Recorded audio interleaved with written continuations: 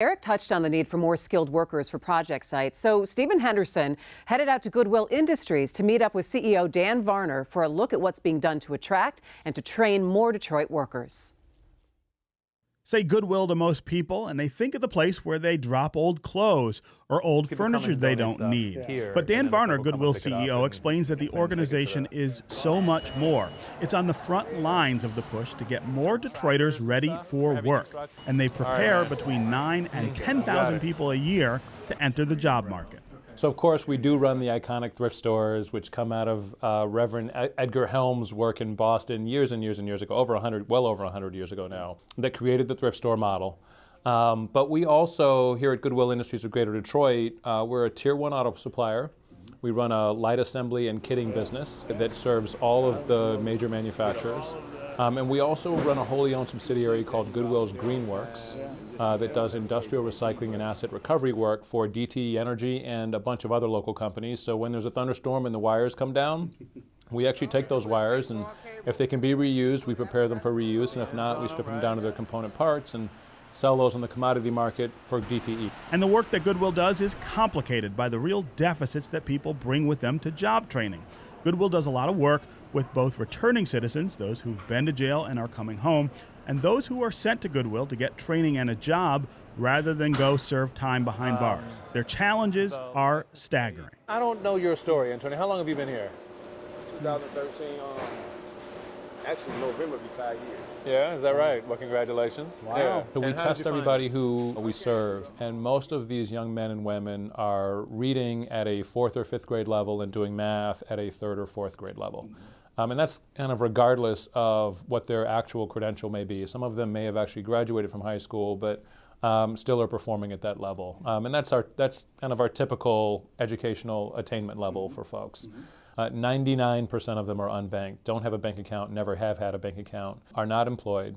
Most of them are homeless or near homeless, so they're literally couch surfing or living out of a car if they happen to have one. Speaking of cars, most of them don't actually have access to a car, much less actually drive one. We're talking about 30% or so max with access to a car or actually driving one. Many we're happily getting these resolved now, but with driver responsibility fees and the like, if they did have a license, so that license has been suspended. And the list goes on, like real fundamental challenges to actually getting into the world of work. Varner is certain about the ways in which the deficits he sees at Goodwill were developed. I sort of want you to think a little bit about the relationship between the work you're doing now with the population you're serving now and the work that you used to do as part of Excellent Schools Detroit, trying to make sure that kids in this city get the educational opportunities that they're supposed to.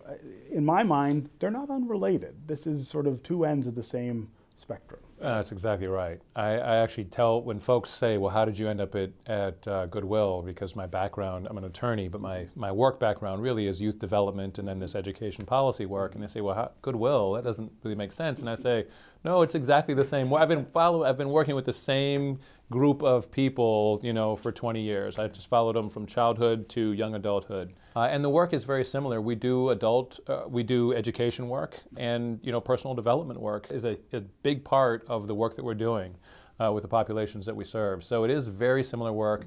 And of course, maybe most plainly, we serve many folks who our education system failed.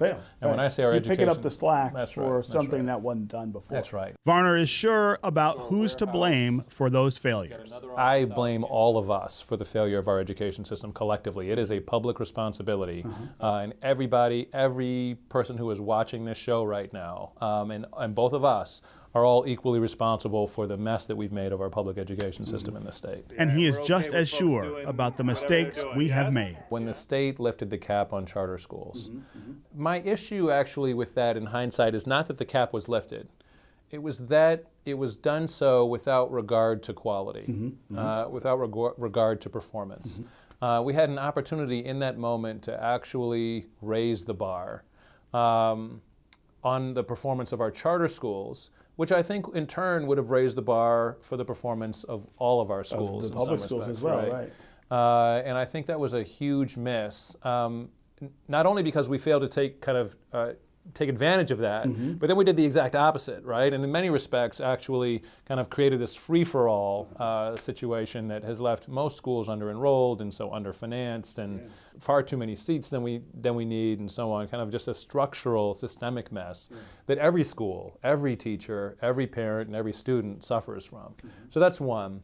There's something around what happened to the city's recreation department in the kind of 80s and 90s that continues to, I think, be a real problem for us as a city. And you started your work as an adult trying to address that realm at Think Detroit. Yeah, there's this famous, I don't know how famous it is, there's a study it's famous for me. This is like what kind of got me in this work.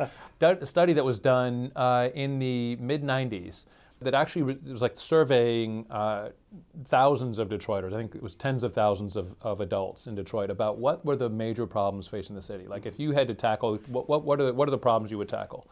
In the top 4 was recreation, kids' recreation. Literally, like give our kids something to do. Thanks to Stephen and Dan Varner.